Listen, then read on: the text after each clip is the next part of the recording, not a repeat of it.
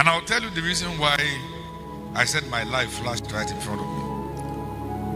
It was songs of hope that kept some of us. I had 14 suicide attempts. 14. I drank jig. I didn't die. At best, I landed in the hospital. I drank petrol. I didn't die. I stood beside the road and looked for a fast-moving vehicle and jumped in front of it. Broke my leg. I didn't die.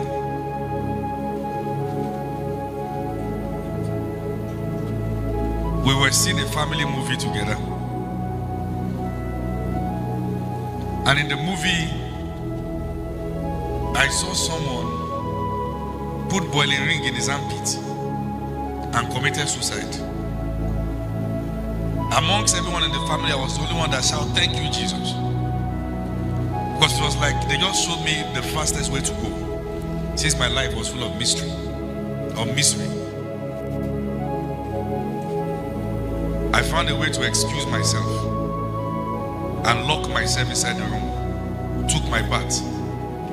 I sneaked a boiling ring from the kitchen, plug it in my armpit, put it into light, switch it on, NEPA took light.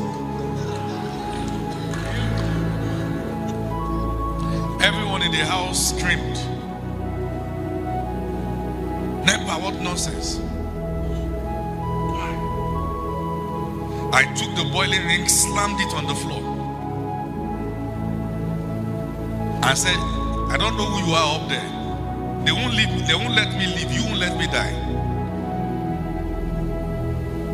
Somebody must let me do something."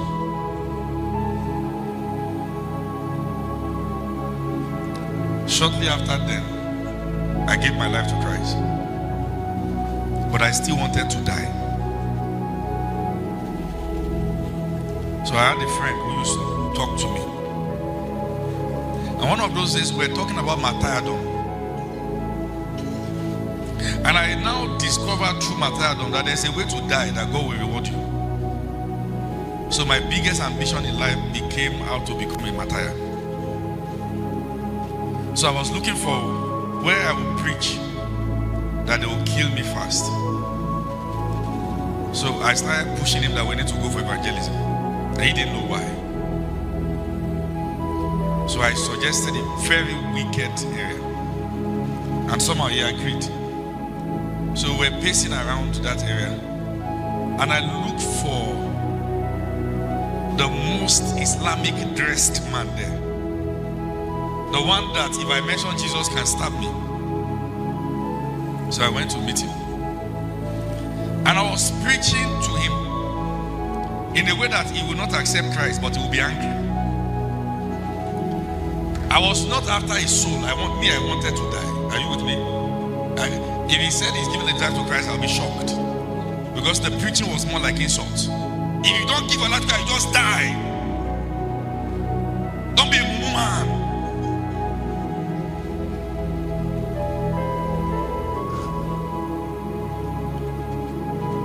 And the man never said a word. It was at night. When I was done talking, he looked at me. And he placed his hands on my shoulder and said, "Femi, I know the reason why you came."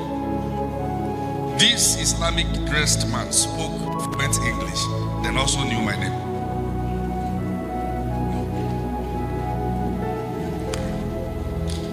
He called me by my name. And he began to recount all the suicide attempts I tried and the date. And he told me the food I ate before coming and the reason why I ate that food. Now, by the time he placed that hand on my shoulder, this man dressed with half trouser that doesn't touch the ground. The one who came to preach, I was the one who fell when his hand touched me. And they were carrying me beside the road. Each time he comes close as he was talking, it was like a wind was blowing over my soul. I couldn't stand him talk.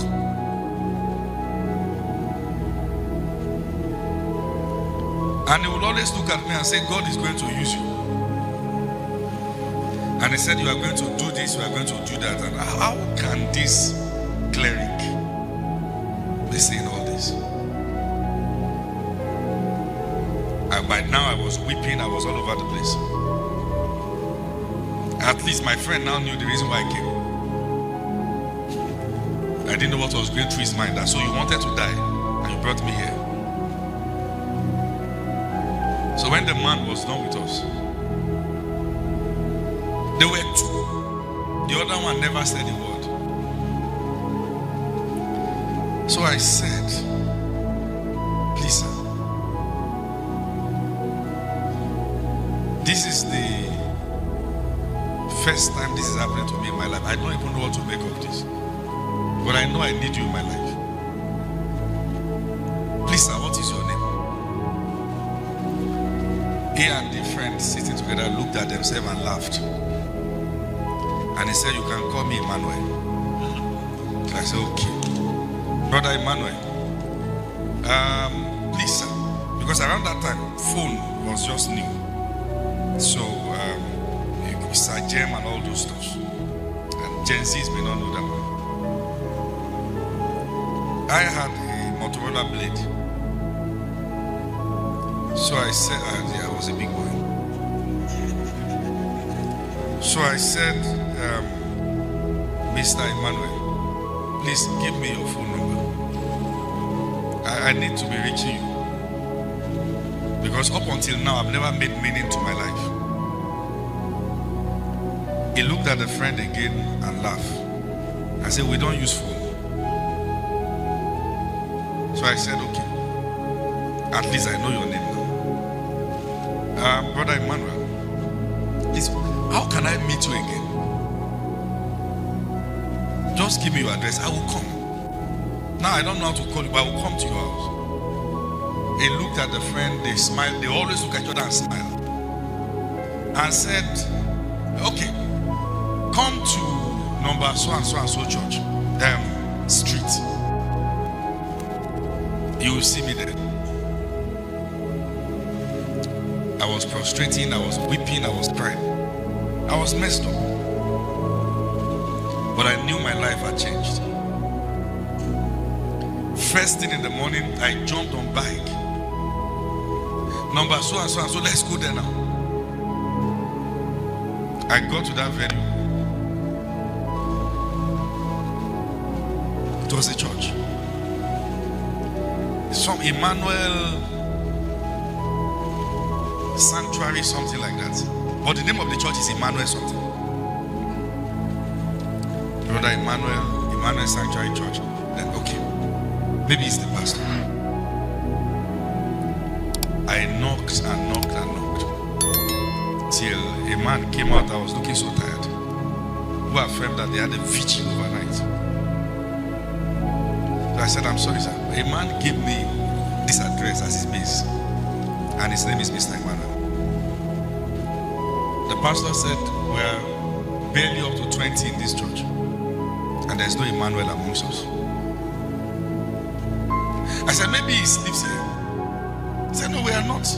I'm the pastor. I'm the founder of this church.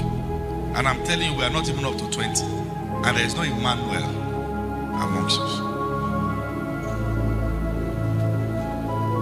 I left disappointed. I'd met the greatest person I've ever met in my life.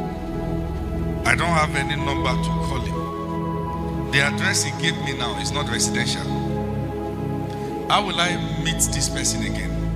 I took bike in disappointment and I was going, and I heard the loud voice in my spirit, and his name shall be called Emmanuel.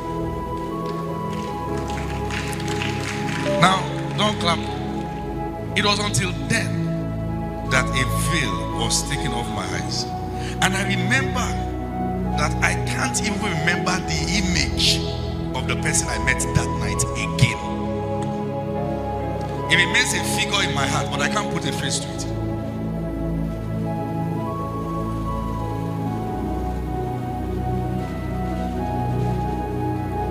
That's what changed my life.